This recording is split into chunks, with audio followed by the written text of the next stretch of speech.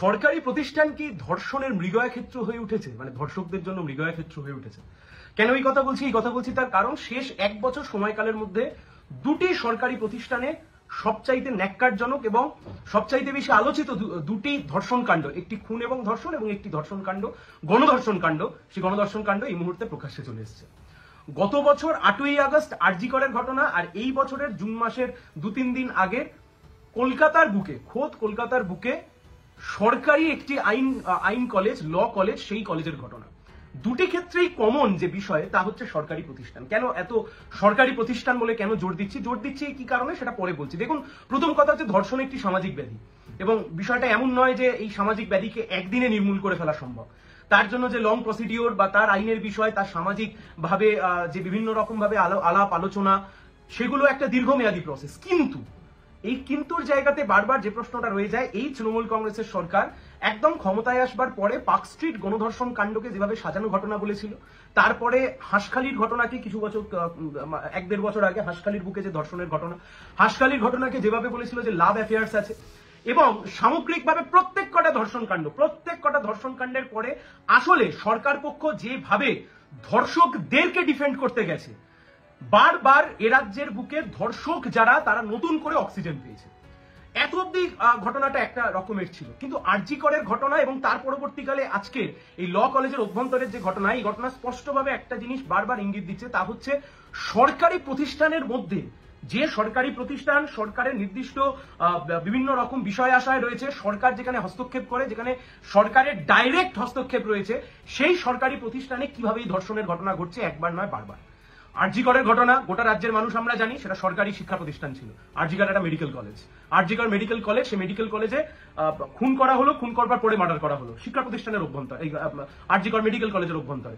কলেজের অভ্যন্তরে law college, প্রথম কথা হচ্ছে রাত 10টা অব্দি ল কলেজ নাকি খোলা ছিল। রাত 10টা অব্দি কোন আইন পড়ানো হয়? সিআরপিসি আইপিসির বাইরে কি মমতা পিসি নতুন কোন আইন পড়ানো হয় রাত 10টা অব্দি? কোন কলেজে রাত 10টা অব্দি ক্লাস হচ্ছে আজকাল? রাজ্যের বুকে খোঁজ, একদম পুরো কলকাতা শহরের বুকে ল কলেজ, সেই ল কলেজের রাত 10টা অব্দি এই ধর্ষণ কাণ্ড চললো, গণধর্ষণ কাণ্ড চললো। সেখানে যিনি গার্ড আছেন, সেই গার্ডকে নাকি আটকে রাখা হলো, সেই গার্ডের রুমকে নাকি বাইরে থেকে লক করে দেওয়া হলো, কারোর কোনো হুঁশ নেই। আমি যে জায়গাটার কথা বলছি, এই জায়গাটা বালিগঞ্জ স্টেশন থেকে খুব বেশি হলে মেরে কেটে 5 মিনিটের হাঁটা পথ, খুব বেশি হলে মেরে কেটে 5 মিনিটের হাঁটা পথ। সেই 5 মিনিটের হাঁটা পথের মধ্যে এরকম একটা জনবহুল এলাকার মধ্যে এরকম একটা ঘটনা ঘটিয়ে দিয়ে চলে গেল। কে দায় নেবে? প্রশ্ন হচ্ছে এখানে কে? তার কারণ শিক্ষা দপ্তর দায় নেবে না। এর আগের যে ঘটনা ঘটেছিল আরজি কর মেডিকেল কলেজে, স্বাস্থ্য দপ্তর কোনো রকমের কোনো দায় নেয়নি। আর রাজ্যের বুকে হোম অ্যান্ড হিল অ্যাফেয়ার্স, যার মন্ত্রী খোদ নিজে মুখ্যমন্ত্রী মমতা বন্দ্যোপাধ্যায়, তিনি দায় নেবেন না। তাহলে কথা হচ্ছে কে দায় নেবে? স্টুডেন্ট ইউনিয়ন রুমের অভ্যন্তরে যে কাজ ঘটালো, কে তার দায় নেবে? তার কারণ গোটা পশ্চিমবাংলা জুড়ে শেষ কবে ছাত্র সংসদ নির্বাচন হয়েছে, গোটা পশ্চিমবাংলা জুড়ে কেউ মনে করে বলতে পারবেন না। আমরা নিজেরা একটা জনস্বার্থ মামলা করেছিলাম, সেই জনস্বার্থ মামলাতে কলকাতা হাইকোর্টে যে রিপোর্ট জমা দিয়েছিল রাজ্য সরকার, সেই রিপোর্টে বলা রয়েছে বর্তমানে গোটা পশ্চিমবাংলার কোনো জায়গায় কলেজ ইউনিয়ন এই মুহূর্তে ফাংশন করছে না। তাহলে কলেজ ইউনিয়নগুলো চালাচ্ছে কারা?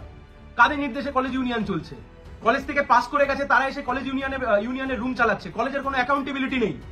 একটা সরকারি শিক্ষা প্রতিষ্ঠান, সেই শিক্ষা প্রতিষ্ঠানে একটি মেয়েকে গণধর্ষণ করা হলো, কারোর কোনো হেলদোল নেই। রাজ্যের মুখ্যমন্ত্রী তিনি রথের দড়ি টানতে ছুটেছেন দীঘাতে, বড় বড় তাবড় আইপিএস তার পিছন ছুটেছেন, মুখ্যমন্ত্রীর পিছন ছুটেছেন দীঘাতে প্রোটোকল মেনটেন করবার জন্য।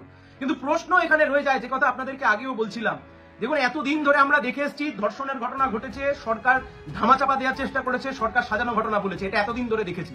কিন্তু শেষ 1 বছর ধরে আমরা দেখছি সরকারি প্রতিষ্ঠান, হাসপাতাল, সেখান থেকে কলেজ, সরকারি প্রতিষ্ঠানের অভ্যন্তরে এখন ধর্ষণের ঘটনা ঘটছে। রাজ্যের মুখ্যমন্ত্রী চুপ, রাজ্যের শিক্ষামন্ত্রী চুপ, রাজ্যের আইনমন্ত্রী চুপ, সবাই কার্যত নিদ্রায় চলে গেছে। প্রশ্নের উত্তর দিতে হবে।